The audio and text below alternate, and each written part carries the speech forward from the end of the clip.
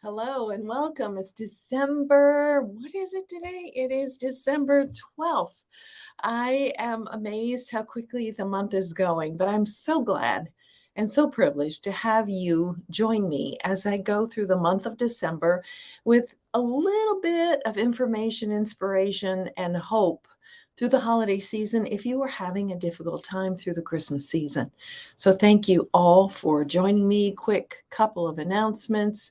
I don't want to neglect to say this webinar, January 4th, 7 o'clock. Join me free. We're going to talk about planning a future. After that, we are going to have a support group. January 10th, I will begin a hybrid group and we'll go through 10 weeks together, working through the process of divorce. And being a divorce coach, a facilitator of group for the past 17 years, and a domestic mediator, I have a lot to share with you and a lot of guidance to get you through that process. But after that, we are going to, January 11th, we are going to work together to build a vision and a life for your future. Enough looking back, we're going to start looking and building a future. I am so excited, and I hope that you will join me for one or all three of these upcoming events in 2023. Today, I want to talk about a topic that is so apparent around us that we don't even hear it sometimes, and that is music and what an important part music plays in our life. And quite frankly, many people feel it wouldn't be Christmas without music. It's such an incredible part of the season, and our soul needs music. And I'll prove that in just a few moments.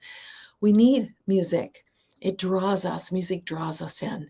I remember someone mentioning, and something I'd never thought about before was a former pastor's wife many, many years ago. She said, do you notice whenever you're in a room and music starts, everyone stops and it draws people to it, whether it's a piano playing or singing or whatever. You can't ignore music when it starts and you're in its presence. You are automatically drawn to it. And I think there's a spiritual reason for that. So music is such an important part of Christmas, but is it an old friend? It is for me. When I hear old Christmas songs, some of them like Nat King Cole and Bing Crosby, the ones that I heard when I was a little teeny girl and it was playing on our stereo, which you might have to look up stereo if you're of a younger age to know exactly what that is, a record player that we would play. And these songs are old friends to me. They're like, oh, it's a time of year, and I just kind of wrap myself up in that music and listen to it and think of all the decades that have gone by since I first heard it, as it was part of my childhood. But music can be reminders of joy, yes, old friends, reminders, and bring back wonderful memories. But it can also be reminders of pain, because we remember things that we were doing or the times that we were together with our former spouse or our loved one, and it reminds us of the pain. And so we have to maybe look at music a little bit of a different way. Maybe we need to find new versions for our old joy. New versions. So there are so many versions. You take one song, Silent Night, and you are going to find 20 different versions of it. So maybe if that old friend is a haunting and not a harmony for you, that really uh, it triggers you. Maybe you want to find a new version, but still remember the old joy of what Christmas is. Christmas is a spiritual, well, Christmas obviously is, but Christmas music in general, is a spiritual mode. And so when we look at some of the scriptures, it reveals some things, telling us, the scriptures tell us to sing to the Lord a new song. And that's what many of us will be doing in 2023. We'll be singing a new song unto the Lord, for he has done marvelous things. The Lord has made his salvation known and revealed his righteousness to the nations. Sing to the Lord a new song. Find that new version of old joy. And I picked up a couple of quotes that I thought were just really fun about music. This was Martin Luther.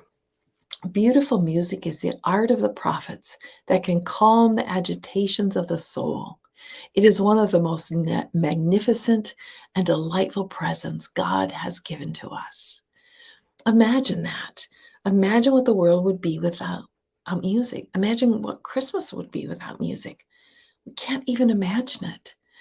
And so I'm asking you to take this rawness of what you're feeling, of possibly the pain of this season, and use that sensitivity to really embrace the beautiful music.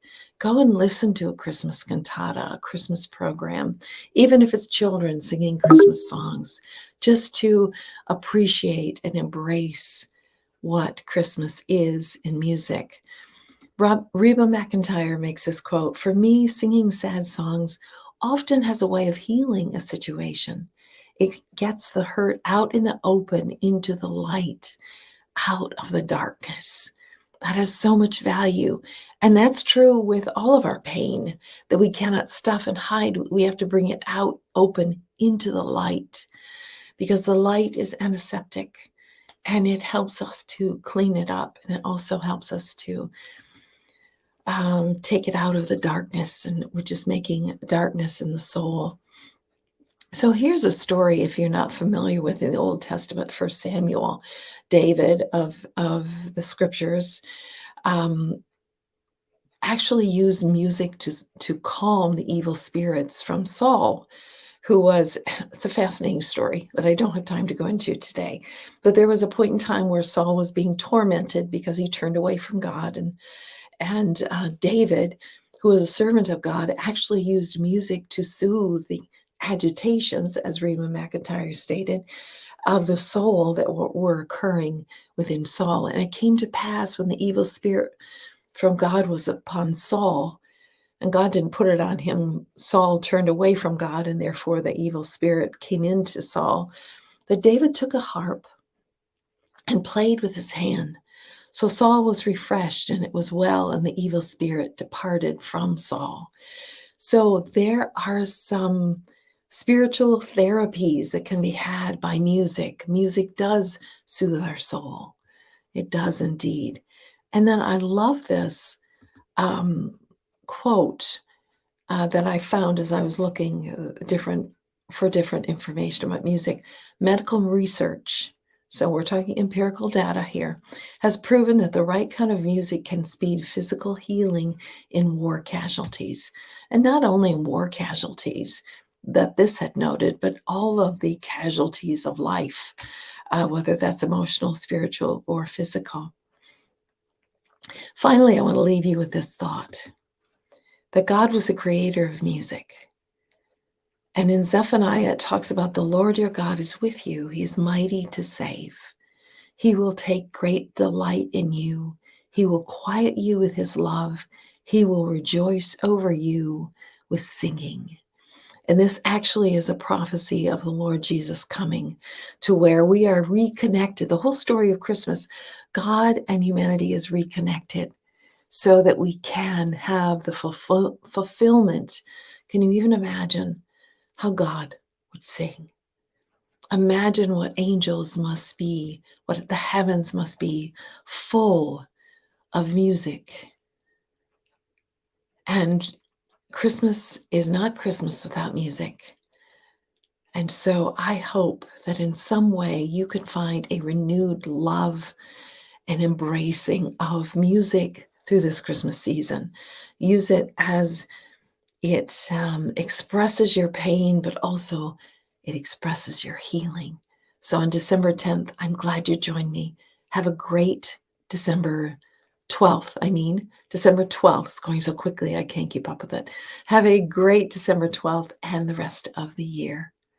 Take care, and we'll see you tomorrow on a little bit of Christmas.